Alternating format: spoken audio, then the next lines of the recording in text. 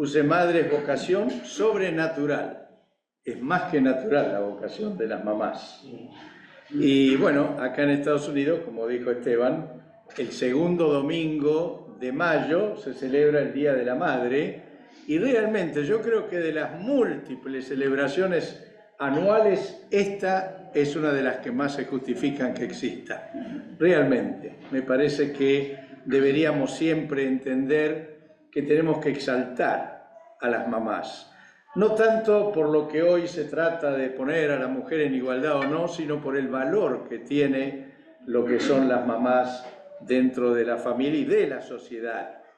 Yo creo con toda sinceridad que Dios concedió a la mujer un aspecto de la imagen de Dios, de los atributos de Dios, que nos puede llegar a hacer visualizar cómo ama Dios al ver cómo aman las mamás.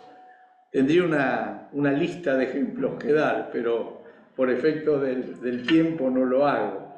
Pero uno ve a las mamás cómo razonan, cómo actúan, cómo ven el otro lado de las cosas, siempre para favorecer a sus hijos y a sus familias. Y realmente es un don. Así es Dios con nosotros. Creo que las madres reflejan de una manera sorprendente los atributos de Dios. Un pastor amigo decía que la caída afectó menos a la mujer que al hombre, dando a entender que muchas de las características que Dios puso en ella cuando la creó se conservaron bastante indemnes aún después de la caída. Y yo creo realmente que es así. Creo que mirando cómo una madre ama a sus hijos, con qué devoción, con qué esfuerzo, con qué sacrificio, con qué actitud, nos damos cuenta cómo Dios nos ama a nosotros.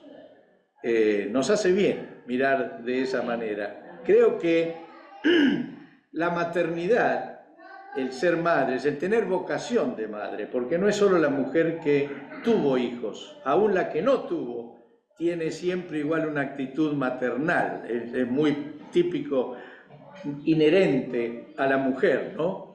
Y conlleva un dar amor de una manera que a los varones nos es casi imposible hacerlo de la misma manera.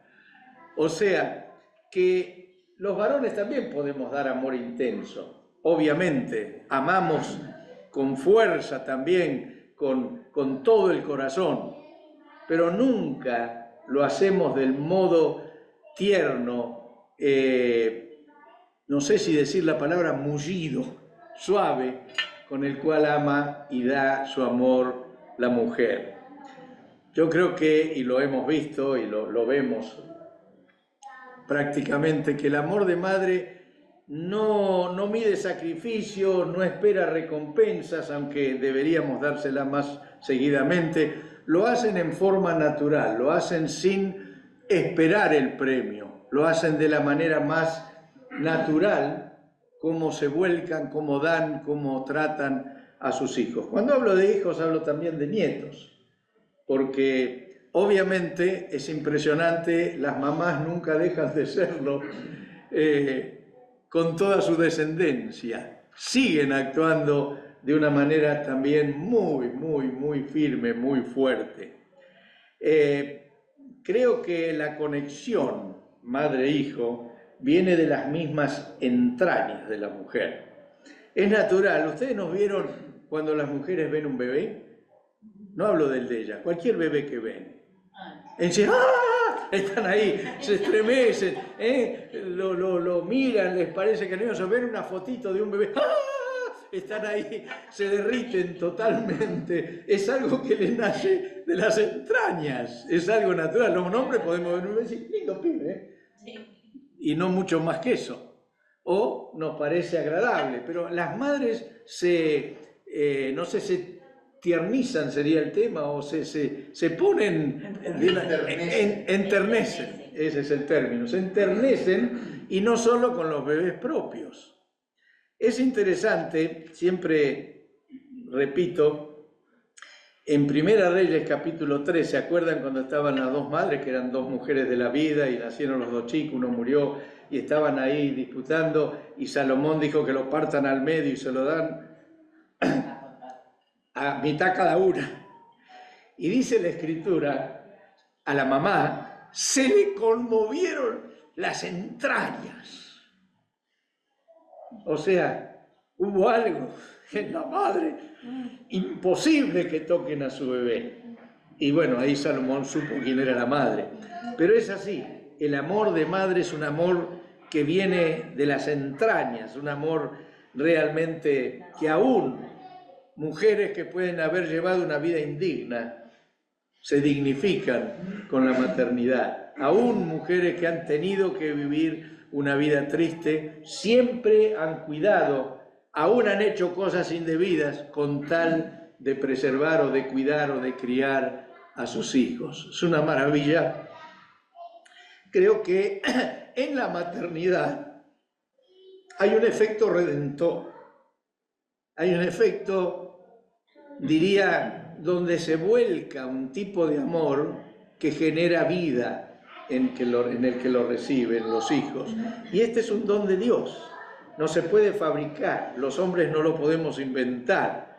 Nuestro amor tiene otra característica y otros efectos, importantes también, válidos, necesarios, pero nunca van a reemplazar el amor de madre.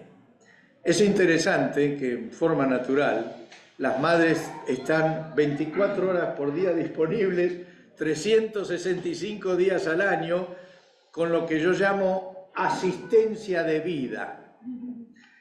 Algunas de las jóvenes de nuestras madres de nuestra congregación, yo le digo que son del equipo de Correcaminos. ¿Saben qué significa? ¿Se acuerdan ese dibujito que había uno? Y decía, y iba corriendo por todos lados. Bueno, así son algunos, van, vienen, lo traen, la llevan, la van a buscar, la llevan del otro lado, van a hacer una compra, vuelven, la llevan. Mi hija me dice, ¿cuántas millas tiene tu coche? Yo lo tengo desde el 2022 y tengo 6.000 millas. Ella lo compró hace 3 meses y tiene 9.000 millas. Las mamás de acá son del Club de Correcaminos. Sí, así es. Hacen una asistencia permanente de vida. ¿Y qué implica esa asistencia de vida? Yo digo protección, alimentación, vestimenta, apoyo psicológico, ternura, aceptación, enseñanza de buenos hábitos de higiene, de educación y de comportamiento, de buenos modales, de disciplina y de Uber. Todo eso hacen como asistencia. Y es interesante, lo escuché la otra vez, me dio una alegría, una gracia. Había una mamá que estaba dedicada a cuidar a sus hijos, entonces cuando salió a buscar trabajo no conseguía porque todo el tiempo había estado cuidando a los hijos. Entonces lo tomaban como que no era de valor. Así que esta mujer muy inteligente, en el próximo currículo, en el próximo, ¿cómo es? Llama hecho de vida, no hecho, ¿cómo es?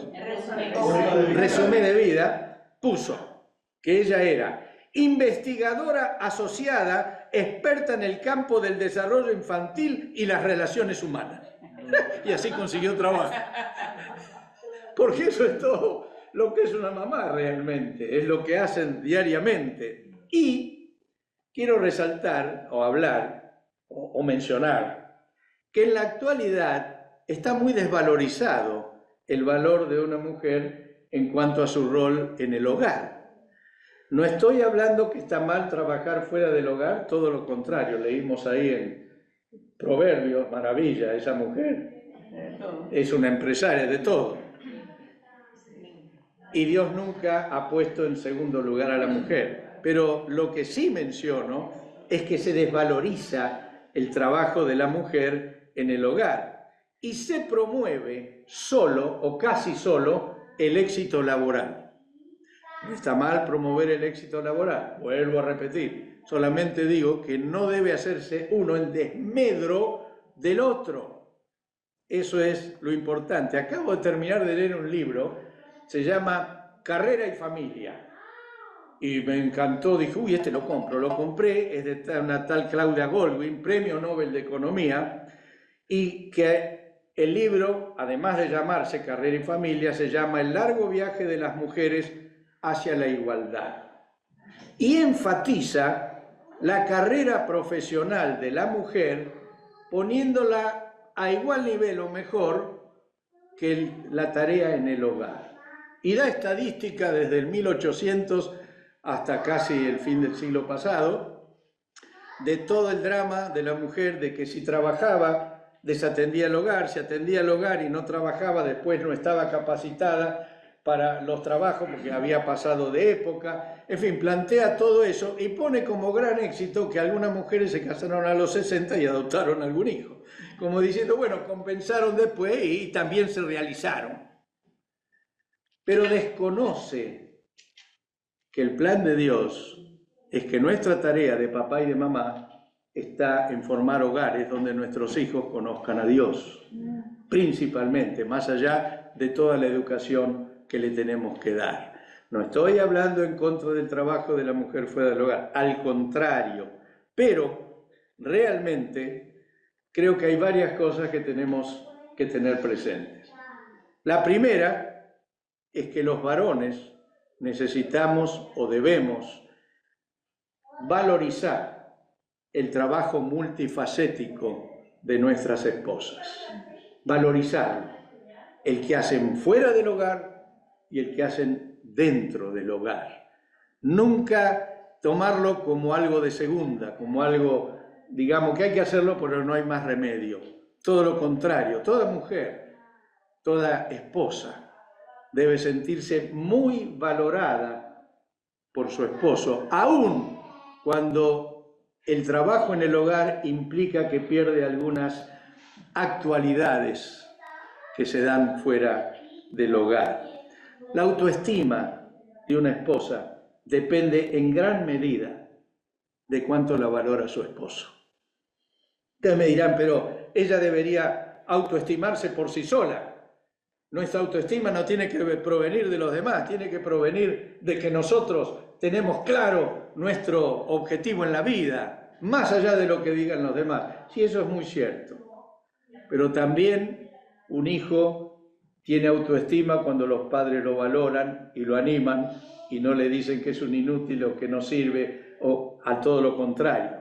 Cuando animamos a un hijo y aún en sus errores lo animamos a que siga creciendo y desarrollándose, su autoestima crece.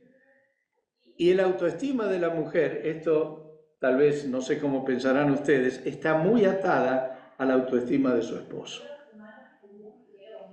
¿Por qué? No sé, Dios lo habrá hecho así. Yo creo que si bien cada uno debe tener su propia autoestima independientemente de todo lo demás, si un esposo no valora a su esposa, no valora el trabajo que hace, obviamente no es fácil que ella pueda tener una alta autoestima. Especialmente, muchas veces el trabajo en el hogar impide que la mujer se produzca y esté actualizada como aquellas que están permanentemente en el otro área. Y sienten a veces que no pueden competir y su esposo está trabajando en un ambiente donde todas están producidas, donde todas son una muñequita, donde todas son muy amables y lo asisten, y ella tiene que estar lidiando con los plomitos en casa y no puede llegar a estar a ese mismo nivel. Imagínense si el esposo encima no la valora y menciona la gran secretaria o la grande chica que encuentra en su trabajo. Hay ahí un ataque del diablo muy grande en esta sociedad que impide muchas veces que haya un equilibrio entre dedicarse al hogar y dedicarse afuera. Muchos al dedicarse afuera ven que hay una escala de ascenso retribuidas, mientras que en el hogar, cuando uno trabaja allí, hay al revés, hay cada vez más dificultad y no siempre la economía ayuda. Hace unos años pusieron una mujer como CEO de Yahoo, del email Yahoo.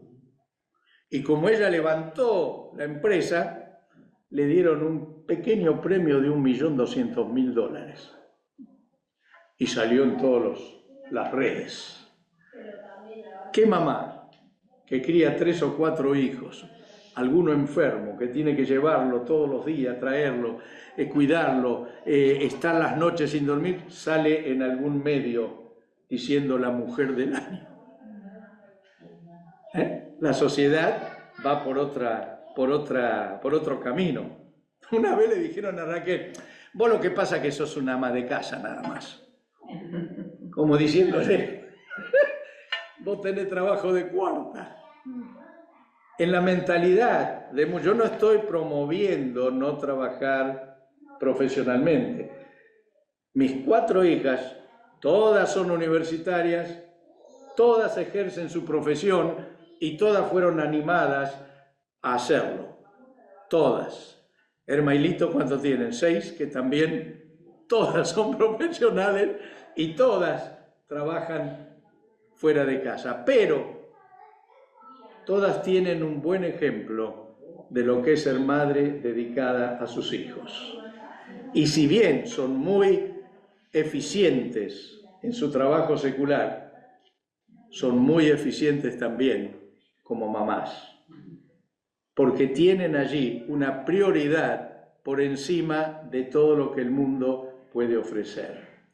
Podemos hablar mucho de este tema, no quiero que me malentiendan, solo quiero insistir en la importancia, el valor en la formación de vidas que tiene el ejemplo de una madre, y no solo madre, sino también de las abuelas.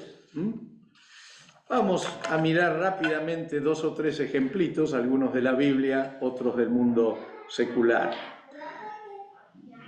En Lucas 1 se cuenta cómo el ángel fue a visitar a María. María, yo creo que es la madre más famosa en el mundo, María, la madre de Jesús. Ella evidentemente tuvo una relación muy firme y muy profunda con el Señor. Cuando el ángel le dice: salve muy favorecida, el Señor es contigo, no le dijo una frase así porque era buen marketing para animarla. Se lo dijo porque era verdad. Era una mujer que evidentemente tenía una profunda relación con Dios. ¿Y de qué se ve que tuvo una profunda relación con Dios? ¿Solo por lo que le dijo el ángel? No, por lo que le creyó que le dijo el ángel. Imagínese creer que iba a tener un hijo concebido por el Espíritu Santo. Tenía que tener una relación muy, muy íntima, muy profunda con el Señor. Y además, esa decisión de creerlo del ángel y recibir ese milagro en su cuerpo hizo que debiera tener que aceptar que era adúltera frente a su novio y frente a la sociedad y a su familia. ¿Quién le iba a creer? José no le creyó de entrada. Evidentemente tenía que tener una relación con el Señor muy firme, muy profunda para enfrentar todo eso. Una mujer que sufrió la muerte de su esposo tempranamente. No dice la Biblia cuándo murió José, pero es evidente que murió muy joven. Y María tuvo que criar una familia de 7 hijos. En Mateo 13:55 da el nombre de los 4 varones hermanos de Jesús y dice: y las hermanas. Por lo menos 12, dice hermanas, así que como mínimo.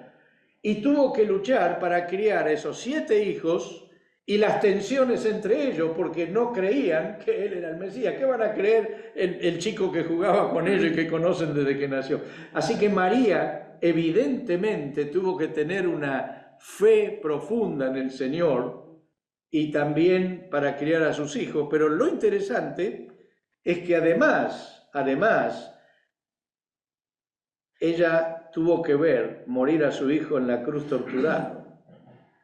No es fácil para una madre. Usted imagínese una madre que tenga que ir a ver a su hijo a la cárcel, ver que le pegan, lo patean, lo dejan moribundo y después lo sientan en la silla eléctrica y ella tiene que venir cuando le ponen el botoncito y lo electrocutan. Bueno, eso es lo que vio María.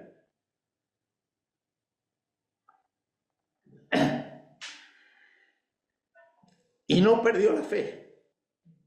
En Hechos 1:14 dice que cuando estaban en el aposento alto orando, estaba María y los hermanos de Jesús.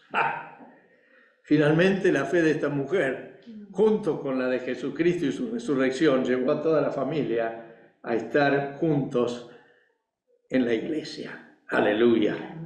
Qué influencia de esta mujer, ¿no? La otra que todos ustedes conocen es la mamá de Timoteo, Eunice, y la abuela de Timoteo, Loida.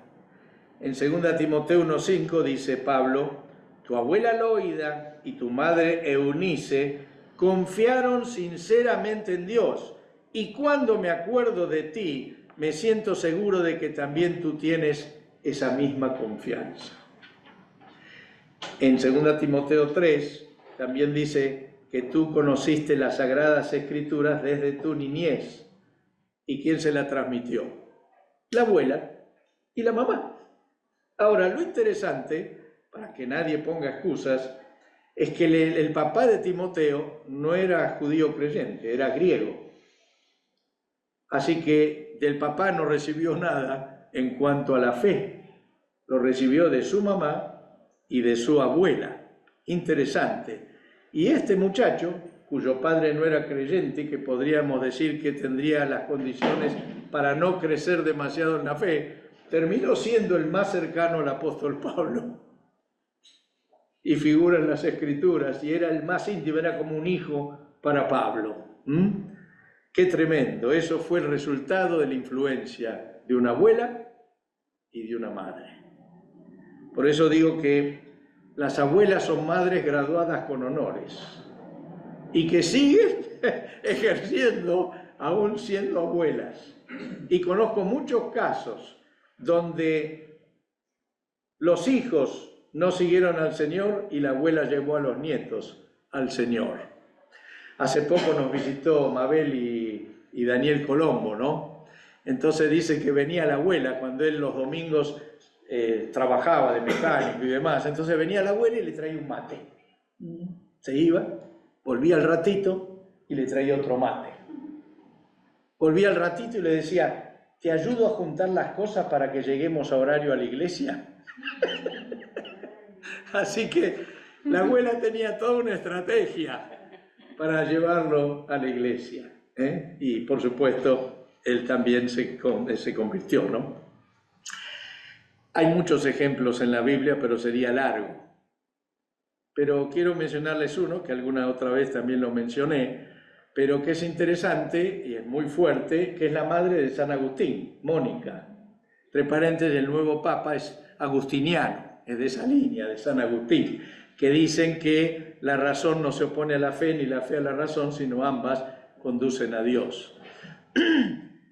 Mónica, dicen que siempre fue muy consagrada al Señor, una mujer de oración, una mujer de ayuno, que increíblemente, no sé cómo será, como le pasó a Eunice, se casó con un hombre, un tal Patricio, que no era creyente, pero no solo era creyente, era violento y era un hombre, digamos, disoluto, que vivía una vida bastante indebida.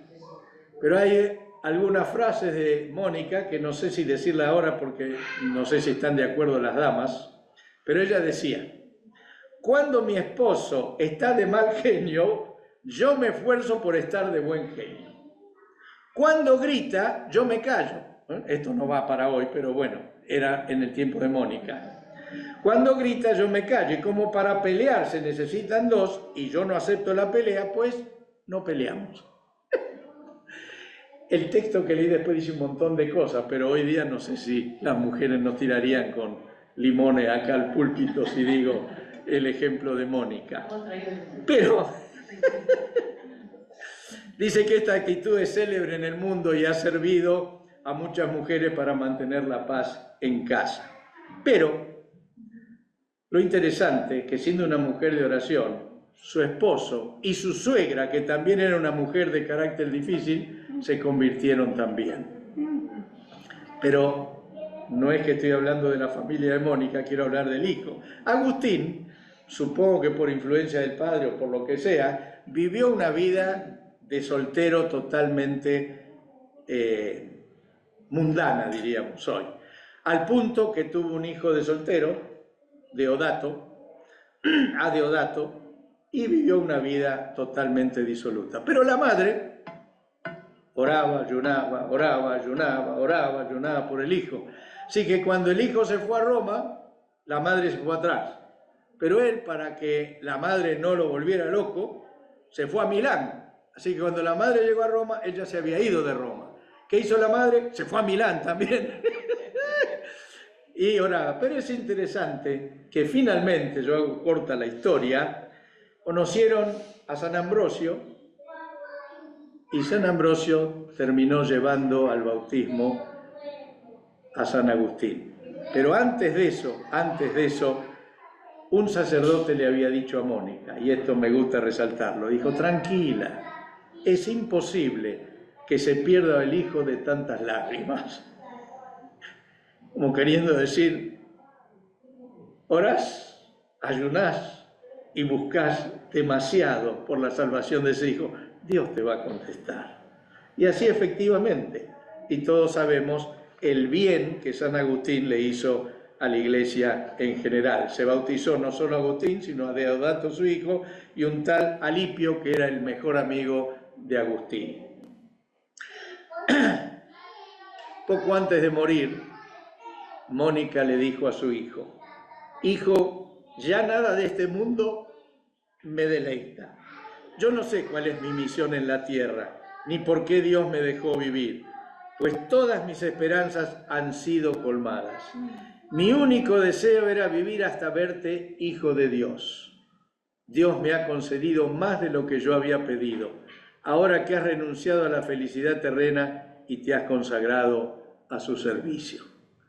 Así que la oración de esta mamá, fiel, contra todo lo que veía en la realidad, hizo posible que al final, así como Timoteo fue discípulo de Pablo y bendijo a la iglesia hasta el día de hoy, este San Agustín también hasta el día de hoy sigue bendiciendo a la iglesia. Algunas reflexiones para terminar. Hermanas, mamás, abuelas, bisabuelas, no cambien el rol de madre por nada que el mundo les ofrezca. No estoy diciendo que no avancen en todas las áreas de la vida, entendámonos bien.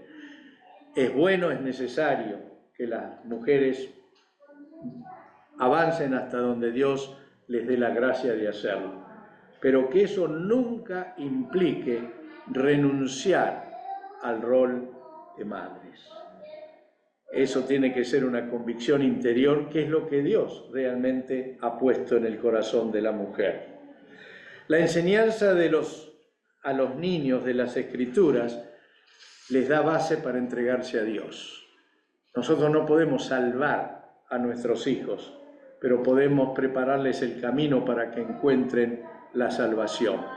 Yo creo que, por supuesto, no estoy descartando al padre, el día que hablemos del padre lo diremos, pero la influencia de una madre es determinante en la formación de la fe y del carácter de sus hijos, independientemente de todo el resto de lo que pase familiarmente.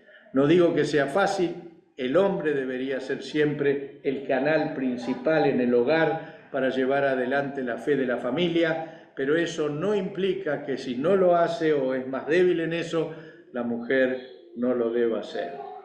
La salvación es personal, pero la herencia espiritual pesa favorablemente en nuestra familia para el resto de sus días. ¿Cuántos? Mi abuela dice que pasó una vez, estaba yéndose a suicidar, creo que lo conté, y escuchó una canción que escuchaba en la escuela dominical, que no sé quién la llevaría, algún familiar, cuando ella era chica, vaya a saber, y eso es lo que la animó a entrar y ahí se convirtió. Y la bendición llegó hasta nuestra familia. Amén. ¿Cuánto Dios puede hacer por la influencia espiritual de una abuela, de una bisabuela, de una mamá? Yo creo que Dios puso en la mujer su don más excelso, que es crear vida y amar sin condiciones. Eso es lo que hacen las mujeres, aman sin condiciones. A veces me da mucha gracia, porque ellas no tienen vergüenza cuando aman. Si ustedes ven una chica y un muchacho en plena vía pública que se encontraron y son novios y se abrazan, ella está ahí toda enamorada, levanta la patita, vieron para la foto, parece así, y él está mirando para todos lados diciendo, a ver quién me mira. porque ellas se olvidan de todo cuando aman, y mucho más, por supuesto, con los hijos. Creo que hay un poder de Dios delegado en las madres para transmitir la vida y el amor del Señor. Este es un don dado específicamente, y creo que toda mujer, haya tenido o no hijos, es potencial y emotivamente madre. No es solo la maternidad física, que por supuesto la incluyo, la que les da ese carácter. La Madre Teresa no se casó nunca ni tuvo hijos. Madre Teresa de Calcuta. ¿Y cuántos hijos tuvo? ¿Y cuántos hijos van teniendo las que siguen su orden? ¿Y cuántas mujeres que a lo mejor no han tenido físicamente un hijo, pero a cuántos han bendecido como hijo, a cuántos han recibido, a cuántos han cuidado, a cuántos han bendecido? Creo que las madres saben sanar un corazón roto con un abrazo, un beso, una caricia, y viven su vida en general en función de la de los demás. Creo que este es un don sobrenatural que lo ejercen con total naturalidad y dan a luz no solo la vida natural de sus hijos, sino también dan a luz a Jesús en el corazón de sus hijos. ¡Qué privilegio tan enorme! Una madre que ora a favor de sus hijos tiene la garantía que Dios las escucha. Y cuando digo madre, incluyo abuelas. Tienen la garantía de que cuando oran por su descendencia, Dios las escucha. Por supuesto, también esto pasa con los padres, pero quiero reforzar hoy por ser el Día de la Madre. Y lo último que menciono es que en el pueblo de Dios las valoramos con el más alto honor. Para nosotros, vuestro rol de madres que Dios les asignó es de enorme valor. Y por eso queremos orar ahora por todas las damas presentes y por las ausentes también. Así que yo les invito a ponerse de pie. Y Esteban, ¿por qué no venís? Y oramos por las mamás, por las que yo son y por las que lo van a hacer. Amén. Amén. Gracias, Señor, te damos por el privilegio, Señor, de poder orar por las mamás presentes, las que están a la distancia. Señor, nos acordamos con gratitud que vos usaste a nuestras madres para traernos hasta acá. Fue tu diseño, fue tu deseo, Señor, y queremos bendecir y honrar eso y honrar a nuestras madres también. Señor, que nuestros hijos sean agradecidos, honren también, Señor, el trabajo. Que en la congregación, Señor, nosotros como pueblo realmente mostremos ese valor por esa maternidad, Señor. Que la transmisión que estas mujeres les hagan a las familias, a los nietos, Señor, de la enseñanza, de tu palabra, sea, Señor, perdurable, que perdure. Y nosotros, Señor, toca nuestros corazones para que cada día honremos más a nuestras esposas y agradezcamos, Señor, en tu nombre, todo lo que ellas hacen que nosotros jamás podríamos hacer. En el nombre de Jesús las bendecimos. Amén. Amén. Amén. Dale fuerza, Señor. Dales motivación. Haz que no decaigan en ningún momento. Señor, son multifacéticas, hacen de todo. Te pedimos, Padre, en el nombre de Jesús, que sus corazones estén muy conectados con vos, que puedan seguir teniendo esa percepción tan particular de que saben lo que pasa en sus hijos, sus esposos, en su familia, Señor, y que cada día puedan encontrar más sentido a su vida, tanto en su profesión como en la crianza de los hijos. Te lo agradecemos, Señor, y las bendecimos en el nombre de Jesús. Amén. Amén. Amén. Amén.